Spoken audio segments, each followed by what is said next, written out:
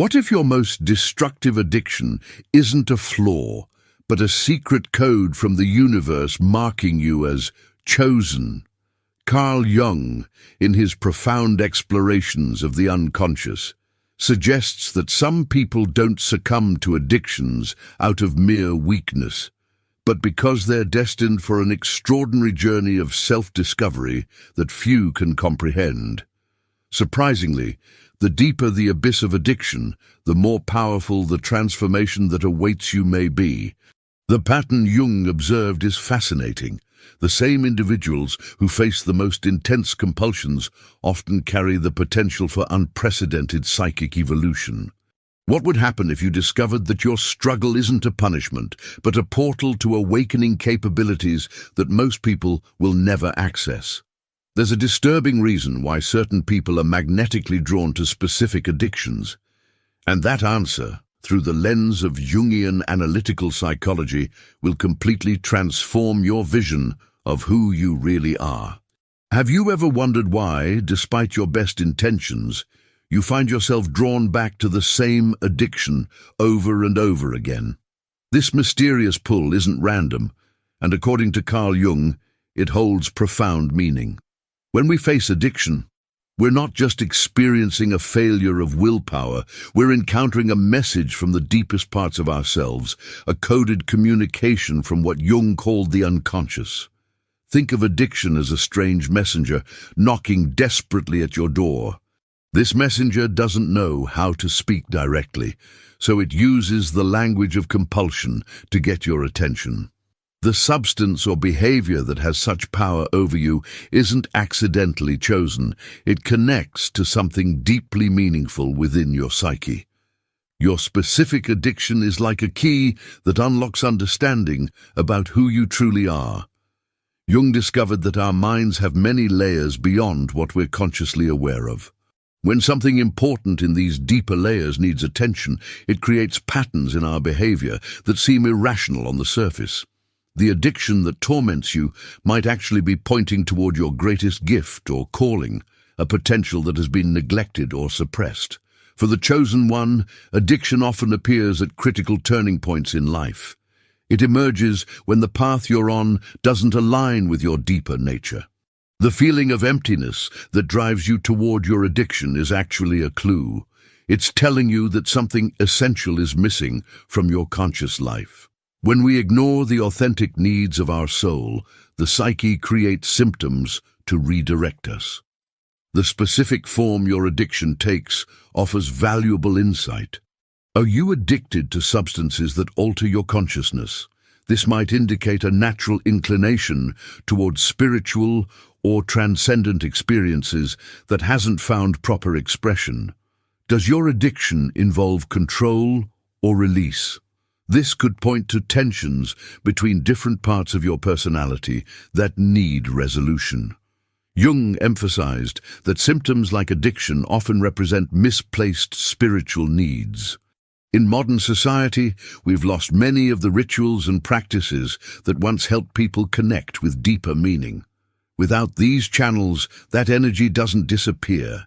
It becomes distorted, emerging as compulsive behavior that provides temporary relief but never true satisfaction. The chosen ones often feel this disconnection more acutely than others. They're particularly sensitive to the lack of depth in ordinary life. Their addictions become desperate attempts to touch something real, something beyond the surface values of society.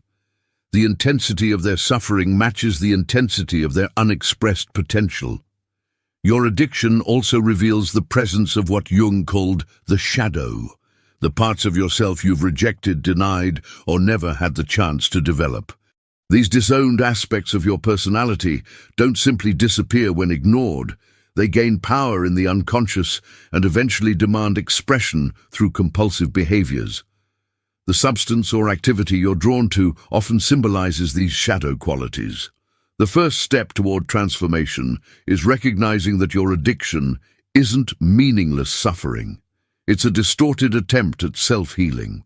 Your unconscious mind is trying to bring balance, but it's using the limited tools available to it. When you begin to see your addiction as communication rather than just a problem, you gain the ability to decode its message. This doesn't mean indulging addiction. Quite the opposite. It means looking beyond the behavior itself to understand what legitimate need it's trying to satisfy in an illegitimate way. The chosen one's journey begins with this crucial shift in perspective. Instead of asking, "How do I stop this behavior?" the more powerful question becomes, "What is this behavior trying to tell me?" Your compulsions create a map leading to your wholeness, if only you learn to read it. The parts of yourself you've abandoned or never developed are precisely where your greatest potential lies. This is why Jung saw addiction not simply as pathology, but as a misguided attempt at self-transformation, a process he called individuation gone awry. For the chosen one, decoding this language is the first step on a remarkable journey. By listening to what your addiction is truly communicating, you begin the process of reclaiming the lost parts of yourself. This doesn't happen through willpower alone, but through developing a relationship with your unconscious mind, learning to hear its messages in healthier, more conscious ways. The journey of understanding your addiction deepens when you confront what Jung called the shadow. This shadow isn't just any darkness, it's your darkness, containing everything you've been unwilling or unable to see about yourself. For the chosen ones, dependencies become the doorway through which they're forced to face these hidden aspects of their nature.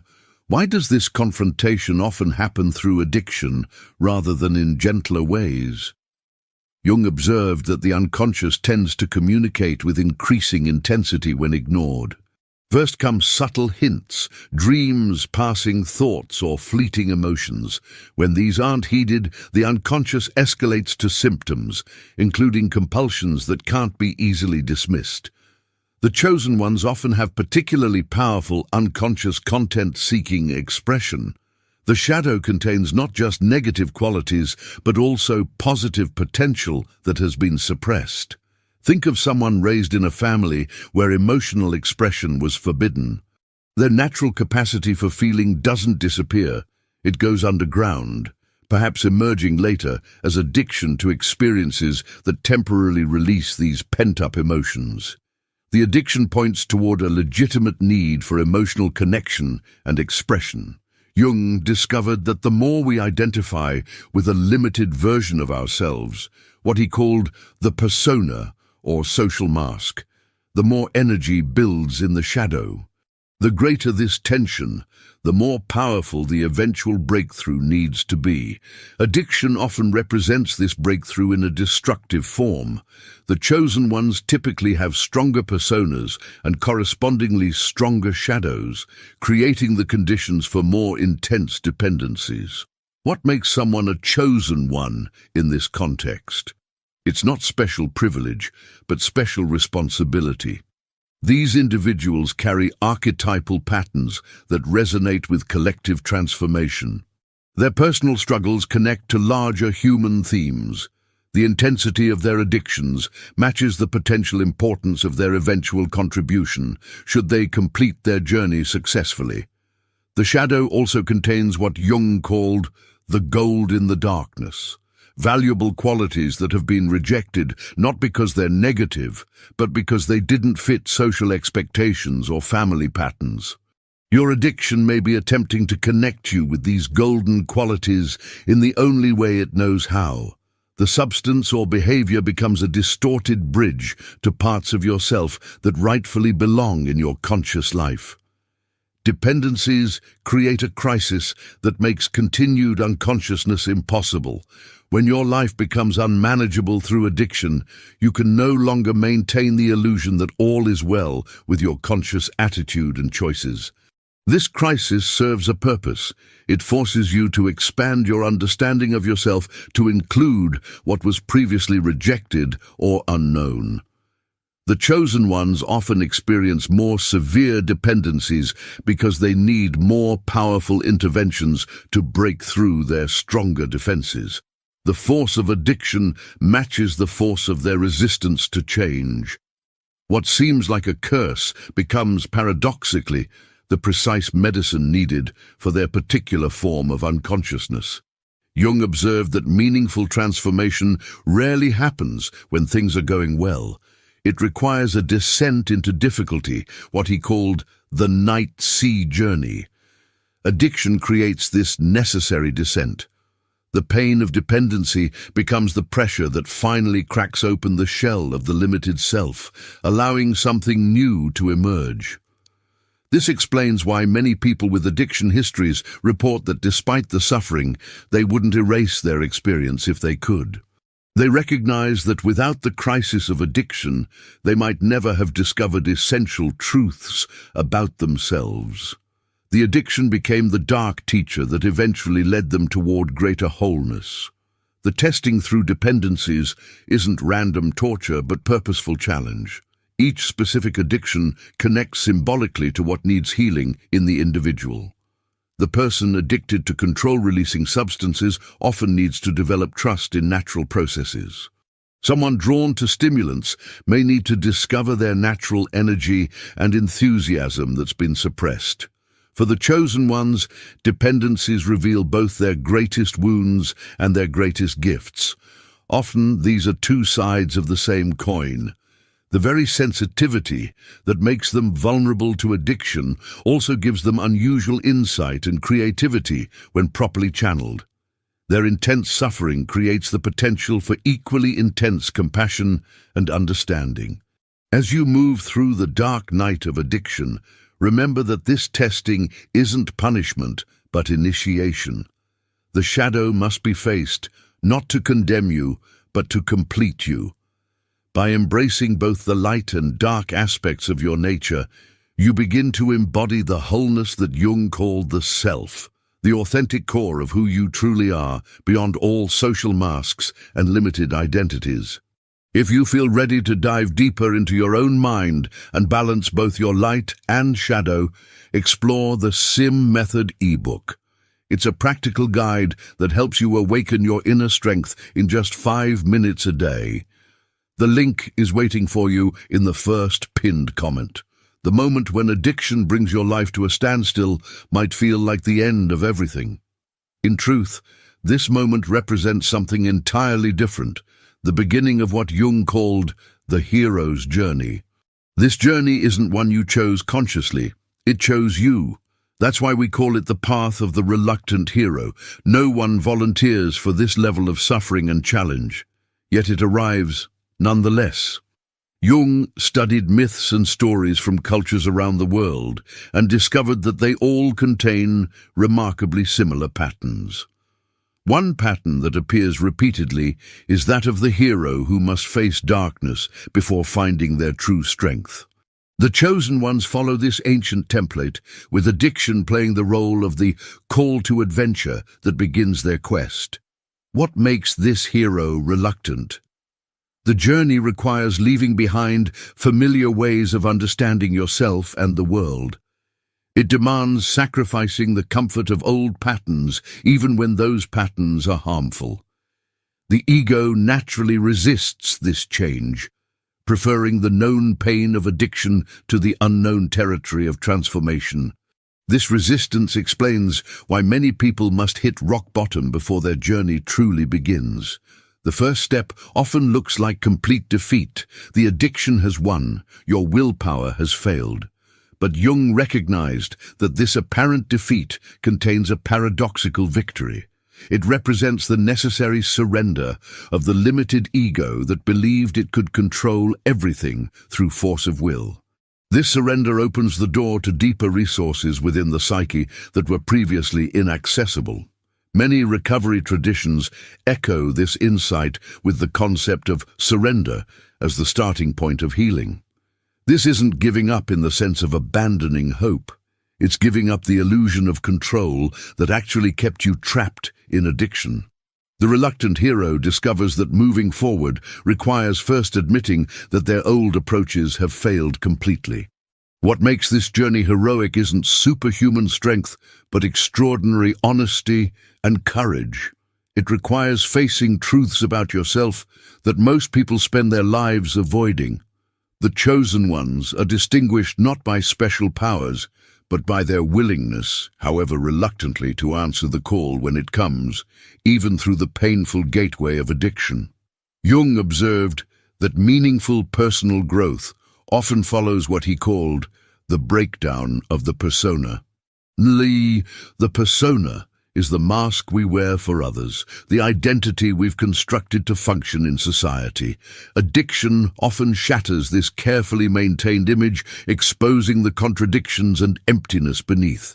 This shattering, while traumatic, creates the opportunity for something more authentic to emerge.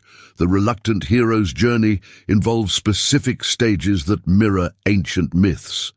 After the call to adventure, the crisis of addiction, comes what mythology describes as crossing the threshold into an unknown world. This might take the form of entering treatment, joining a recovery community, or simply making the internal decision that change is necessary. This crossing involves leaving behind familiar territory and entering a landscape where old rules no longer apply. In the hero's journey, this threshold crossing is followed by a series of tests and challenges. Recovery presents exactly these challenges: physical withdrawal, emotional upheaval, facing situations sober that were previously navigated only while intoxicated. Each challenge builds new strength when faced honestly. What initially seems like weakness, needing help, acknowledging vulnerability, becomes the foundation of genuine power. The reluctant hero meets allies on this journey: therapists, support groups, friends, and family who understand the struggle.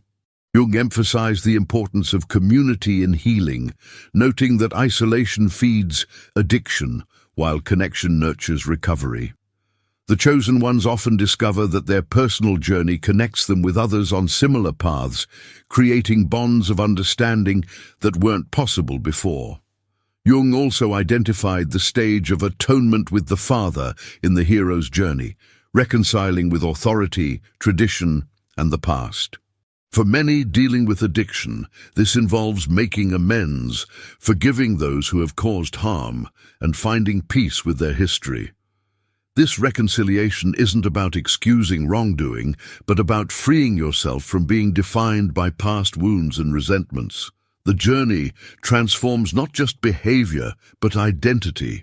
The person who emerges from addiction isn't the same one who entered it. They've been fundamentally changed by facing their shadows and discovering resources they never knew they possessed. Jung called this transformation individuation, becoming the unique individual you were meant to be, rather than who you or others thought you should be. For the chosen ones, addiction becomes not just something to overcome, but something that reveals their true path. Many discover that their greatest contributions to the world emerge directly from their darkest experiences. Their suffering becomes the source of wisdom and compassion that allows them to help others in ways that would otherwise have been impossible. The reluctant hero eventually reaches what mythology calls the return, bringing the gifts of their journey back to the ordinary world. Many who recover from addiction find themselves called to service, sharing their hard-won insights with others still struggling. This completion of the circle transforms personal suffering into collective healing. The ancient practice of alchemy fascinated Jung throughout his career. While most people dismissed it as a primitive attempt to turn lead into gold, Jung recognized something much deeper, a symbolic system describing psychological transformation. The process of recovering from addiction follows precisely the alchemical stages Jung identified, turning the lead of obsession into the gold of authentic purpose. The first alchemical stage was called negrido, or blackening, a time of darkness, confusion, and breaking down. In addiction recovery, this represents both the depths of dependency and the early chaos of sobriety. During this stage, everything seems to fall apart. Old identities dissolve, leaving emptiness where certainty once existed. The chosen ones experience this dissolution more completely than others, as their attachments to the addictive substance or behavior are typically stronger. This dissolution serves an essential purpose. Jung observed that meaningful change requires first breaking down rigid patterns of thinking and being. The suffering of addiction and early recovery creates the conditions for this breakdown.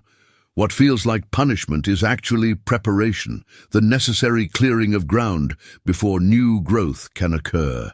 The alchemists spoke of a mysterious substance they called prima materia, or first matter, the raw material for their transformations. For the chosen ones, their specific addiction becomes this prima materia. The very thing that nearly destroyed them contains, paradoxically, the essential elements for their rebirth. Their particular form of suffering shapes their particular path toward wholeness. After nigredo comes albedo, or whitening, a stage of purification and seeing with new clarity. In recovery, this emerges as moments of insight and understanding. The person begins to recognize patterns that were invisible before. They see connections between their addiction and their history, between their suffering and their potential gifts. What seemed like random pain reveals its hidden purpose. During albedo, the chosen ones begin to distinguish between the addiction itself and the legitimate needs it distorted. Perhaps the addiction attempted to satisfy a natural desire for connection, transcendence, excitement, or peace. As these authentic needs are identified, more conscious ways of meeting them can develop. The energy previously lost to addiction becomes available for genuine growth. The third alchemical stage, citrinitas, or yellowing, represents the dawning of spiritual awareness. Many in recovery describe precisely this awakening, a growing sense that their journey has meaning beyond themselves. The suffering that seemed pointless begins to reveal its purpose. The chosen ones often discover that their addiction was, in Jung's terms, a misplaced spiritual search, a distorted attempt to find wholeness and meaning. Jung emphasized that addiction often represents the shadow side of spirituality. The same energy that could fuel authentic spiritual development becomes twisted into dependency when proper channels aren't available. During citrinitas, these energies begin to find their rightful expression. What was once obsession gradually transforms into dedication, commitment, and purpose. The final alchemical stage, rubedo, or reddening, represents the integration of all aspects of the self into a new wholeness. The person recovering from addiction doesn't simply return to who they were before. They become someone entirely new, someone who includes both the darkness they've faced and the light they've discovered. This integration creates a psychological balance that wasn't possible before the journey through addiction. Jung observed that meaningful purpose often emerges from our wounds when they're properly transformed. The chosen ones frequently discover that their greatest contribution comes directly from their darkest experiences. The sensitivity that made them vulnerable to addiction becomes, when channeled consciously, extraordinary empathy and insight. Their intimate knowledge of suffering enables them to connect with others in uniquely powerful ways. This transformation from obsession to purpose doesn't happen automatically. It requires what Jung called active imagination, a conscious engagement with unconscious material. For those in recovery, this means not just stopping addictive behavior, but understanding the symbolic meaning behind it. Through therapy, journaling, creative expression, or contemplative practice, the energy previously bound up in addiction gradually shifts toward constructive aims. The process resembles what Jung called holding the tension of opposites. Recovery isn't about eliminating the desires that fueled addiction, but about holding them in a new relationship. The chosen ones learn to contain powerful energies that once controlled them. This containment creates pressure for transformation, just as the alchemist's vessel contained and transformed the substances within it. Many who complete this alchemical journey discover their vocation, work that connects their personal healing with service to others. Jung noted that finding meaning through contribution to something beyond oneself provides satisfaction that no addiction can match. The chosen ones often become healers, teachers, artists, or guides precisely because their journey has given them wisdom that can't be gained any other way. The transformation of obsession into purpose represents the fulfillment of what Jung called the teleology of the psyche, the idea that psychological symptoms aim toward wholeness rather than simply indicating pathology. Your addiction wasn't just a problem to solve, but a misguided attempt by your psyche to move you toward completeness. When understood this way, even the darkest experiences reveal their hidden purpose in the larger pattern of your life. The journey of transformation often begins long before addiction takes full hold. There are subtle signals, quiet whispers from the unconscious, that suggest you might be walking the path of the chosen one. Jung believed these signs weren't random, but meaningful communications from deeper parts of the psyche. Learning to recognize them can help you respond consciously, rather than through the distorted language of addiction. Dreams hold special significance in Jung's understanding of the psyche. Pay attention if you frequently dream of being pursued, of searching for something essential, or of hidden rooms in familiar houses. These dream motifs often appear to the chosen ones, indicating that important aspects of the self are seeking recognition. Jung saw dreams as the royal road to the unconscious, offering glimpses of what lies beneath ordinary awareness. Another sign appears in what Jung called synchronicities, meaningful coincidences that can't be explained by cause and effect. You might repeatedly encounter the same symbol, theme, or number in different contexts. You might meet people who seem strangely familiar, or find yourself drawn to books or ideas that speak directly to your unacknowledged questions. These synchronicities often increase during times of psychological transformation, serving as guideposts on the journey. The chosen ones typically experience what Jung termed the call of the self, through a persistent sense of emptiness or disconnection from ordinary life. You might feel like an outsider even when seemingly integrated into society. Common achievements and pleasures may leave you unsatisfied in ways you struggle to explain. This emptiness isn't a flaw, but an invitation. Your psyche is signaling that something more authentic awaits discovery. Physical symptoms without clear medical cause sometimes serve as bodily expressions of psychological conflict. Jung noted that the body often speaks what the conscious mind refuses to hear. Chronic pain, mysterious ailments, or persistent fatigue might reflect the psyche's attempt to communicate important messages. The chosen ones frequently report that their bodies began signaling distress long before their addictions became obvious. Pay attention to what Jung called complexes, clusters of thoughts and feelings that create disproportionate emotional reactions. You might notice yourself becoming intensely angry, anxious, or sad in situations that don't seem to warrant such strong responses. These complexes often point toward unhealed wounds or undeveloped aspects of the personality that need attention. When ignored, they may eventually find expression through addiction. The chosen ones often experience periods of creative breakthrough alongside their struggles.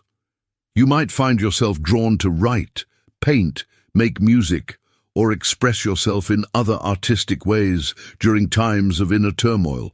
Jung recognized these creative impulses as attempts by the unconscious to communicate important content. The same energy that can fuel addiction can also drive artistic expression when properly channeled. Recurring relationship patterns provide another important clue. If you find yourself repeatedly attracted to people who trigger similar painful dynamics, your unconscious may be trying to bring unresolved issues into awareness. Jung called this phenomenon projection, seeing disowned parts of yourself in others.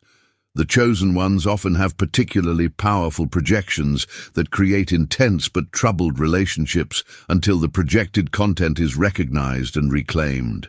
Pay attention to your attractions and repulsions, what Jung called the psychology of the feeling function. Strong, positive or negative reactions to particular people, places or ideas often indicate something significant in your unconscious. What you love and hate with unusual intensity can reveal important aspects of yourself that seek integration. The chosen ones typically have powerful but conflicted feeling responses that point toward their unique path. Your specific addiction itself contains valuable information. The substance or behavior you're drawn to isn't randomly chosen, but symbolically meaningful. Stimulants might point toward suppressed vitality, sedatives toward unacknowledged emotional pain, process addictions like gambling toward conflicts about control and surrender. By understanding the symbolic meaning of your particular dependency, you gain insight into your unique psychological landscape. Jung observed that many chosen ones experience what he called the problem of the opposites. You might find yourself torn between seemingly contradictory impulses, craving both connection and solitude, structure and freedom, spiritual transcendence and physical pleasure. This tension creates psychological pressure that can lead either to addiction or to a higher synthesis, depending on how it's approached. Many chosen ones report a lifelong sense of having a special destiny or purpose, even while struggling with self-doubt and destructive behaviors. This paradoxical combination of grandiosity and unworthiness reflects what Jung called identification with the archetype. Part of you recognizes your potential for significant growth and contribution, while another part feels utterly inadequate to the task. This tension often precedes important psychological development. Religious or spiritual experiences that don't fit neatly into conventional frameworks are common among the chosen ones. You might have powerful intuitions of meaning and connection that you struggle to articulate or integrate into ordinary life. Jung recognized that these experiences, when denied proper channels, often become distorted into addiction, the spiritual impulse seeking expression through the only means available. Learning to recognize these hidden signs allows you to respond more consciously to the call. Rather than waiting for addiction to force awareness through crisis, you can choose to engage with these messages directly. This conscious response doesn't guarantee an easy journey, but it does allow you to participate actively in your own transformation rather than being dragged through it by the forces of addiction. The darkest moments of addiction feel like an endless abyss, yet Jung discovered this very darkness contains the seeds of transcendence. His map offers guidance for navigating this difficult terrain, showing how addiction's depths can lead to remarkable heights of awareness. The journey begins with the encounter with the shadow, facing aspects of yourself that addiction has revealed without condemnation, but with honest acknowledgement. Jung wrote, "One does not become enlightened by imagining figures of light, but by making the darkness conscious." Next comes the crucial death and rebirth stage, where the old identity symbolically dies before a new one emerges. Many in recovery describe this experience, feeling their former self has ended, creating space for someone new to develop. A critical turning point arrives with recognizing the self, the organizing center of your psyche beyond the limited ego. This deeper connection provides guidance and strength beyond willpower alone. Many describe this as finding a power greater than themselves, whether understood spiritually or psychologically. The process includes developing what Jung called the transcendent function, creating new positions that resolve seemingly irreconcilable conflicts. Instead of oscillating between surrender to addiction and rigid control, you discover a third option that honors your deeper needs while finding healthier ways to meet them. Jung emphasized the importance of symbols in transformation. The chosen ones discover personal symbols that help navigate difficult emotional territory. images, phrases, or practices that bridge different aspects of the self. A profound shift occurs with the conjunctio, the joining of previously separated aspects of your personality. The split between addicted self and sober self heals into a more complete identity that includes both vulnerability and strength. The final stages involve the realization of meaning. Suffering that once seemed pointless reveals its purpose. Many discover their addiction experience, however painful, provided exactly the lessons they needed for growth. Those who complete this journey often develop unusual psychological freedom and authenticity. Your relationship to challenge fundamentally changes. What once drove you to addiction becomes a source of wisdom. The sensitivity that made ordinary life unbearable transforms into the capacity to experience exceptional depth and meaning. As you stand at this crossroads, contemplating whether your struggles with addiction might be more than just personal failure, whether they might actually be signaling your status as one of the chosen ones on a heroic journey of transformation, remember that you don't have to walk this path alone. The very pain that has isolated you can become the bridge to profound connection with others who understand this journey. If Jung's insights have awakened something deep within you, if you recognize yourself in these hidden patterns of the chosen, I invite you to join our community by subscribing now. Each week, we'll explore these powerful ideas further, offering practical guidance for transforming your greatest wounds into your most precious gifts. Don't let another day pass drowning in shame when you could be discovering the profound meaning behind your struggles. Subscribe today, your true self is waiting to be revealed.